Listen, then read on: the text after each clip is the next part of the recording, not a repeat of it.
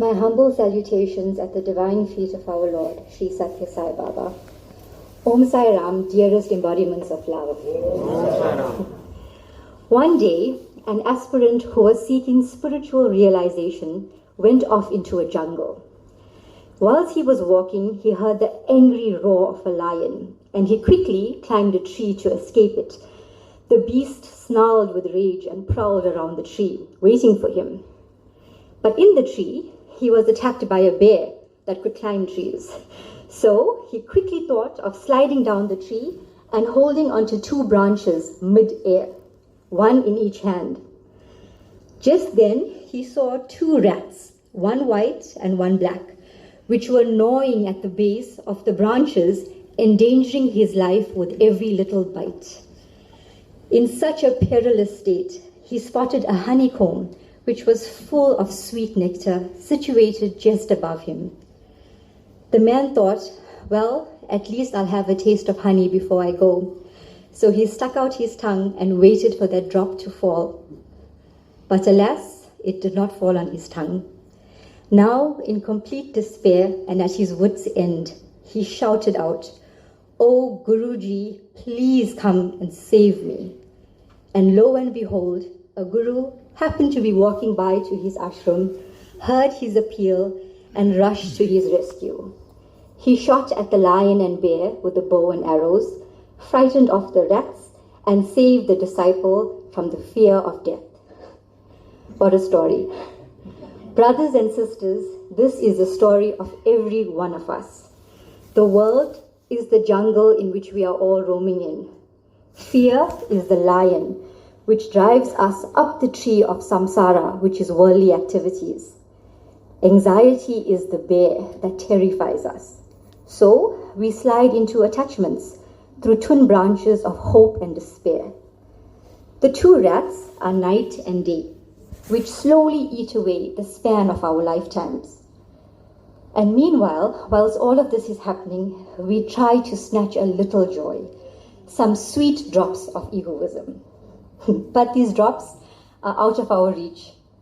And then, right at the end, we realize, we shout out in agony and renunciation, calling on our Guru, who appears, whether from within or without, but he appears and saves us.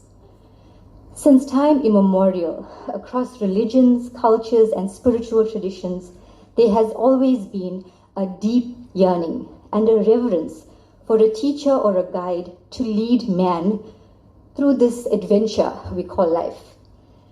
Today, the world is filled with countless religious and spiritual leaders, all of them willing to guide us, the common man, out of our hustle and bustle and take us away from our trials and tribulations.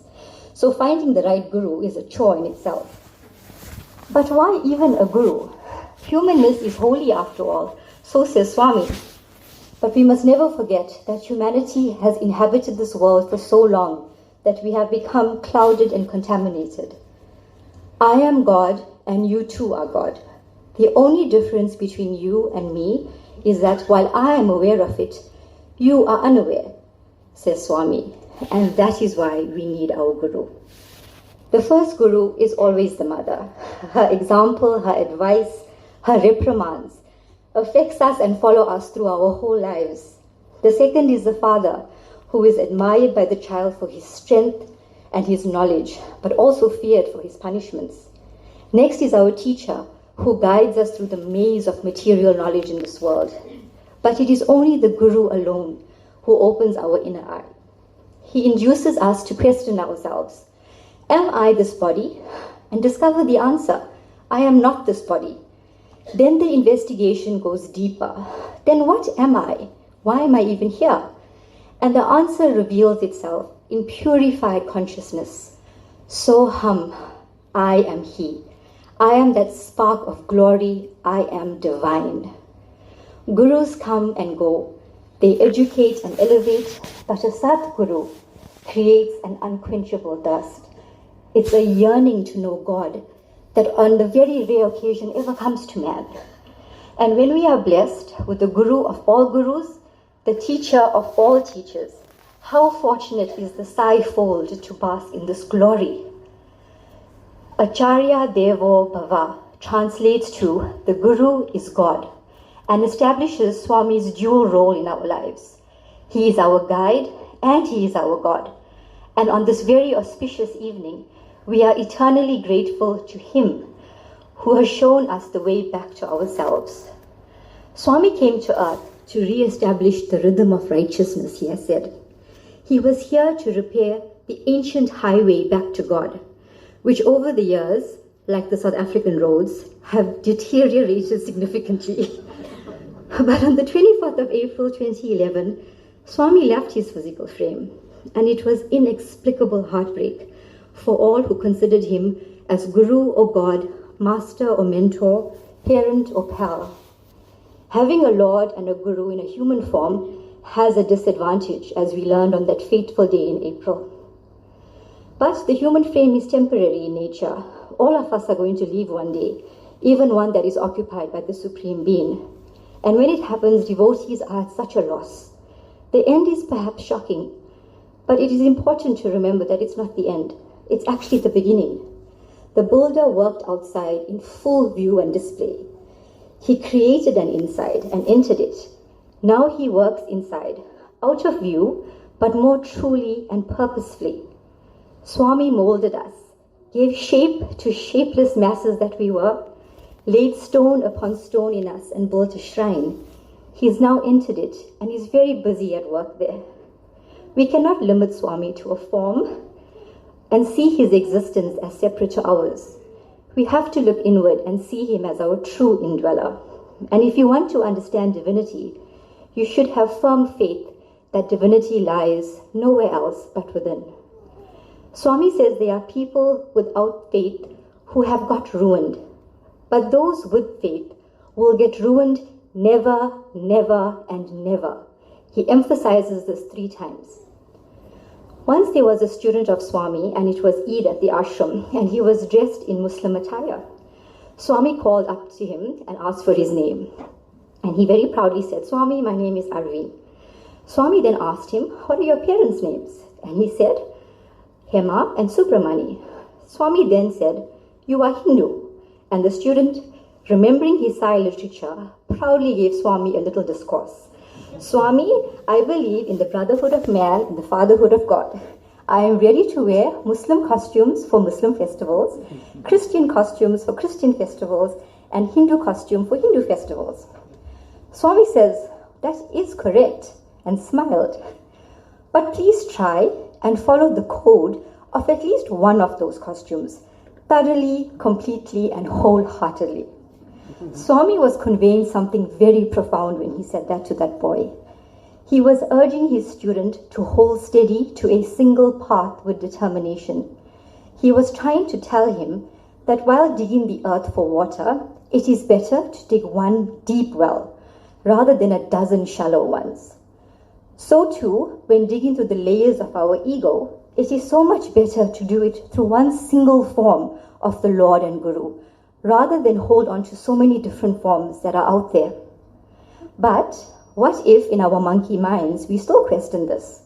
Okay, I'll dig, Swami. I'll dig in the single spot. But what if after all my digging, I still don't strike water? Because this does happen when you dig wells. The answer from Swami is spontaneous and loving. Don't worry. The Lord is pleased by effort. If despite all your efforts, you do not get water from below, the Lord will shower you with rain from above. How wonderful is Swami.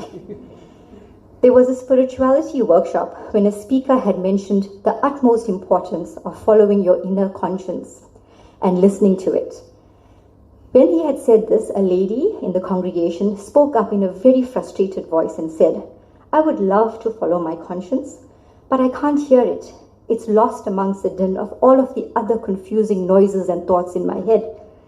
The speaker asked her then, "What is it like when you actually listen to your conscience and it's speaking to you?" She thought for a moment and then smiled gently and said, "It's very quiet.